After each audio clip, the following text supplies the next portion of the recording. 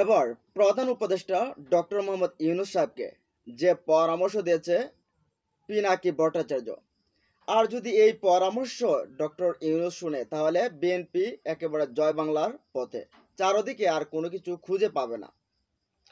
এখন এই বিষয়টা আসলে করবে কিনা সেটাও আসলে সময় বলে দেবে। তবে পিনাকি ভট্টাচার্য প্রায় সময় কথা বলে যে বাঘে ধরলে 18 গা, পুলিশে ধরলে 36 গা, আর পিনাকি ধরলে জয় বাংলা।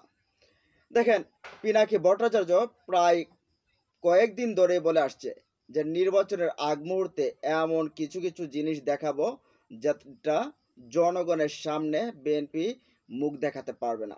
এমন কিছু জিনিস আছে, সেগুলো বিএনপির যে অপকর্মের যে ফিরিস্তি আছে সেটা কিন্তু জানাবেন। তিনি স্পষ্ট ঘোষণা দিয়ে বলছেন সেটা জনসম্মুখে প্রকাশ করবেন।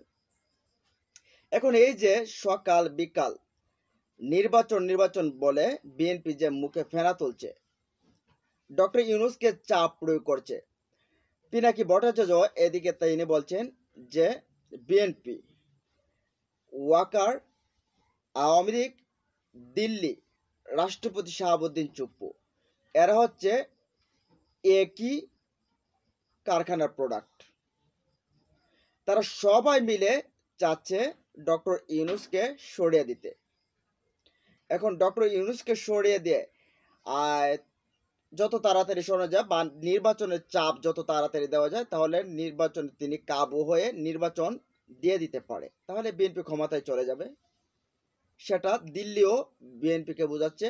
এখন ওয়াকারের সাথে তো আসলে ডক্টর ইউনূসের সম্পর্ক সাপে নেউলে একটা সম্পর্ক রয়েছে, সেই বিষয়টা কিন্তু তুলে ধরেছেন। তো এদিকে ডক্টর ইউনূস সাহেবকে পিনাকি ভট্টাচার্য যে কথাগুলো বলছেন, সে কথাগুলো হচ্ছে যে ডক্টর ইউনূসকে পরামর্শ দিয়েছেন যাতে করে তিনি তার যে উপদেষ্টার দলবল আছে সবগুলা নিয়ে পদত্যাগ করে ফেলেন। কারণ সব মিলে যখন ওই যে কোনো উপদেষ্টাই থাকবে না, তখন আর এদিকে জামাত নির্বাচনে যাবে না, এনসিপি নির্বাচনে যাবে না, এই মুহূর্তে যে নির্বাচন হবে যদি হয় সেই নির্বাচনে যাবে না, তখন বিএনপি ওই যে আওয়ামী ইসলামে আমি ডামি যে নির্বাচন, সেই নির্বাচন এখন না পারবে করতে, না পারবে ছাড়তে। এই অবস্থাতে বলতে সাইরা দেমা কান দেওয়াছি, এই অবস্থাতে পড়বে। তখন বিএনপির নির্বাচনের স্বাদটা মিটে যাবে। ডক্টর ইউনূসকে তিনি এই পরামর্শ দিয়েছেন। তার সাথে সাথে তিনি বলছেন যে নির্বাচনের সময় আসুক, বিএনপি যে নির্বাচন নিয়ে লাভ হচ্ছে, একেবারে আগা থেকে গোড়া পর্যন্ত তাদের যে অপকর্মের ফিরিস্তি আছে সবগুলো জনগণের সামনে তুলে ধরবো। আপনারা জানেন যে পিনাকির এক একটা ভিডিওতে কি পরিমাণ ভিউজ হয়, মানুষ কি পরিমাণ দেখে। দেখছেন না আপনারা, পিনাকির এক ডাকে 32 নম্বর একবারে জয় বাংলা। পিনাকির তারপরে পিনাকি এরা কিন্তু কথা বলছিলেন যে আওয়ামী লীগ নিষিদ্ধের ব্যাপার নিষিদ্ধ। অনেকগুলো পিনাকি এরার কিন্তু অনেকগুলো বিষয় আছে যেটা মানুষের কাছে পিনাকি এরা মানুষের হৃদয় স্থান করে নিয়েছে।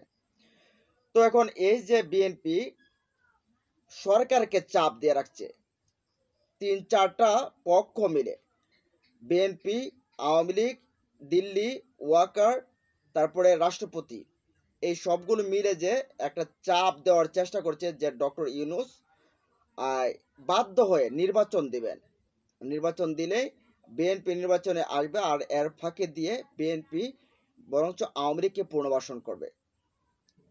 সেই জিনিসটা হয়তোবা আর হতে যাচ্ছে না। বলছে ছেড়ে দেন, তাহলে বিএনপি নিজে নিজে মারা খাবে এনে। তো আসলে আমরা জানি না যে ডক্টর ইউনূস এই সাহেব এই কাজ করবেন কিনা, মনে হয় না করবে, আর করার প্রয়োজন আমরা মনে করি না। তবে বিএনপির যে প্রতিদিন যে তাদের জনপ্রিয়তা কমছে, দ্রুত কমছে, রকেটের গতিতে কমছে, সেটা হয়তো বা তারা উপলব্ধি করতে পারছে না, যার কারণে তাদের যা ইচ্ছা তাই মনে করছে, যা ইচ্ছা তাই করছে। তো ডক্টর ইউনূসকে সরাতে গিয়ে বরঞ্চ তারাই জনপ্রিয়তা হারাচ্ছে। এখন সামনে নির্বাচনে যেখানে নিরঙ্কুশ জয় পাওয়ার কথা, এখন সামনে নির্বাচনে তাদের ভাগ্যে কি আছে সেটা আল্লাহ পাকই ভালো জানে। তো এই বিষয়গুলো নিয়ে আপনাদের মতামত আপনারা জানিয়ে দিন কমেন্ট বক্সে। পিনাকি দাদা যে কথাগুলো বলছে সে কথাগুলো ঠিক কিনা আপনাদের মতো আপনারা জানিয়ে দিন। ভালো থাকুন, সুস্থ থাকুন, আল্লাহ হাফেজ।